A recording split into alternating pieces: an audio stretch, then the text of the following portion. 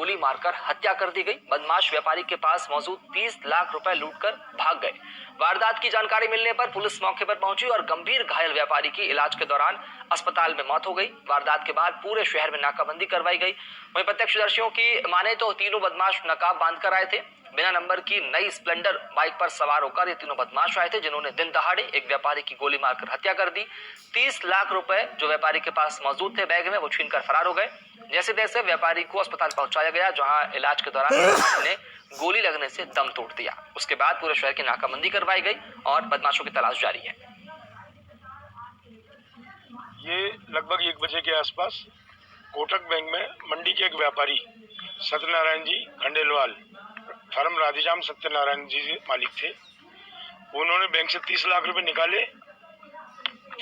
लगभग 3 जने थे जिन्होंने उनसे बैग छीनने की कोशिश की। उन्होंने प्रतिरोध किया तो उनको गोली मार के वो फरार हो गए। अब ये अत्यंत दुर्भाग्यपूर्ण घटना है। ये पुलिस प्रशासन की कमी है निवाई में कि व्यस्ततम मार्ग पर जहां से लगभग 20-25 करोड़ रुपए रोज बैंकों से निकलता है और मंडी में किसानों को देने के लिए आता है, तो इस तरह की घटना के बाद में समस्त व्यापारियों की मीटिंग हुई। मीटिंग होने के बाद में ये डिसाइड किया गया कि जब तक उन अपराधियों को नहीं पकड़ा जाता है अनिश्चितकालीन मंडी बंद रहेगी। व्यापारियों में बहुत जबरदस्त आक्रोश है। पहले भी एक बार घटना हुई है, आज तक उसका कोई पुलिस खुलासा नहीं कर पाई है, न उनका उसमें भी एक जने की मृत्यु हो गई थी। आज स्थिति हमारे व्यापारी की ये हो रही है कि वो मरणासन स्थिति में पड़ा हुआ है और पुलिस प्रशासन कोई ध्यान नहीं दे रहा है, न प्रशासन दे रहा है, न कोई व्यापारियों के साथ कोई प्रकार का सुरक्षा नहीं है व्यापारियों के लिए। तो ऐसे में बड़ा जो मामला है वो देखने को मिला। बड़ी वारदात हुई टोंक में। रुक करेंगे सहयोगी प्रियदर्शन वैष्णव का। प्रियदर्शन, कैसे पूरा ये हादसा हुआ? आखिर किसकी लापरवाही निकलकर सामने आ रही है? आखिर जब पुलिस वाले क्या कर रहे थे जब इस तरह की वारदात को अंजाम दे दिया गया सरेआम? देखिए, निश्चित रूप से जो है कहीं ना कहीं पुलिस की जो कार्यशैली उसके ऊपर तो सवाल निशान खड़ा कर ही रहे हैं व्यापारी, क्योंकि व्यापारी जो है उसमें उन्होंने पूरी तरह से जो आक्रोश है और मंडी व्यापारियों से लेकर जो है खाद्य पदार्थ के व्यापार मंडल, सराफा एसोसिएशन, किराना व्यापार मंडल, कपड़ा व्यापार मंडल, मोबाइल एसोसिएशन और ऑयल मिल एसोसिएशन, तमाम जो जितने भी मंडल है व्यापारियों के, उन सभी ने जो है विरोध किया है और व्यापार मंडल के द्वारा जो है बंद जो है निवाई में बुलाया गया है। तो निश्चित रूप से जो है तो लोगों में काफी आक्रोश है इस घटना को लेके। और ये घटना पहली घटना नहीं है, पिछले एक जो है माह के अंदर जिले में कई स्थानों पर जो है अलग अलग जो है वारदातें हुई है। कहीं बैंक लूटने के प्रयास किए गए हैं। दोड़ी के अंदर बीओबी बैंक के अंदर चोरी का प्रयास हुआ है और देवली के जो संतली जो गाँव है वहां पर भी जो है कैनरा बैंक में लूट का प्रयास 10 दिन पहले हुआ है। टोंक में जो है लाखों रुपए के जेवर लगे थे चोर निकाल के। तो कई तरह से जो है चोरी की वारदातें और लूट की वारदातें जो है पिछले 1 महीने के अंदर कम से आधा दर्जन से ज्यादा वारदातें हो चुके हैं।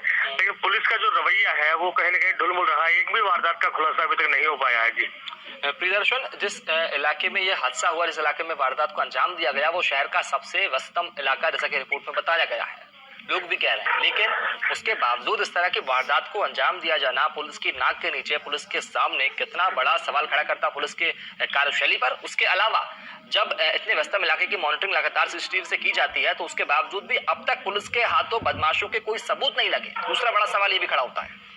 निश्चित रूप से जो है कहीं ना कहीं जो बैंक जो है प्रशासन है वो बैंक जो एडमिनिस्ट्रेशन है, बैंक के जो अधिकारी हैं या बैंक के जो कर्मचारी हैं या बैंक का जो लोग देखते हैं जो उनके ऊपर मॉनिटरिंग करते हैं, उनकी भी कहीं ना कहीं भारी जो है नेग्लिजेंसी देखी गई है। निवाई के अंदर तकरीबन आधा दर्जन के लगभग जो है बैंक है, लेकिन कई बैंकों में जो है सीसीटीवी कैमरे नहीं है, गार्ड की व्यवस्था नहीं है। तो निश्चित रूप से जो है कहीं ना कहीं बहुत बड़ा जो है फेलियर जो है रहा है पुलिस और प्रशासन का कि इस तरह की वारदातें जो है लगातार बढ़ती जा रही हैं और पुलिस जो है उन पर अंकुश लगाने में नाकाम रह रही है। जी प्रियदर्शन, क्या आवश्यकता है कि इस पूरे मामले का अगर व्यापारी संगठन जो है अगर इस मामले को उठाते हैं, इसे मुख्यमंत्री तक पहुंचाते हैं, तो क्या वाकई में इस मामले की सीबीआई जांच होनी चाहिए? क्या इसे तफ्तीश तो जानना चाहिए? दूसरी बात ये कि ऐसे जैसा कि आपने पहले ही बताया कि कई तरह के जो व्यापारी उनके साथ में इस तरह की लूट की वारदात, हत्या की वारदात हो चुकी है। इन तमाम वारदातों का खुलासा करने के लिए जो मौजूदा पुलिस प्रशासन के शीर्ष अधिकारी हैं उन पर कार्रवाई होनी चाहिए, या फिर उन्हें अल्टीमेटम सरकार का मिलना चाहिए कि वे जल्द से जल्द इस तरह की जो घटनाएं घटी हैं, जो वारदातें हुई हैं, उनका खुलासा करें।